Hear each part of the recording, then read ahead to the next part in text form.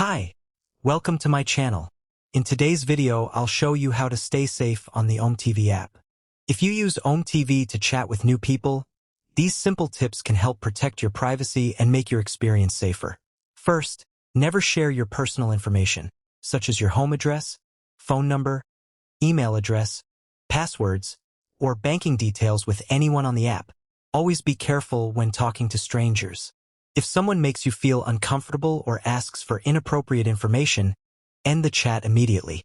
If you see someone breaking the rules or behaving inappropriately, use the report feature to report their account. This helps keep the community safer for everyone. You can also skip users you don't want to talk to and continue chatting with someone else. Avoid clicking on links sent by strangers, as they may lead to unsafe or fake websites. If someone asks you to move the conversation to another app, be cautious and only do so if you completely trust the person. Always follow the OmeTV community guidelines and respect other users during conversations. For younger users, it's a good idea to use the app under the guidance of a parent or guardian. Keep your OmeTV app updated to the latest version so you have the newest features and security improvements. That's it.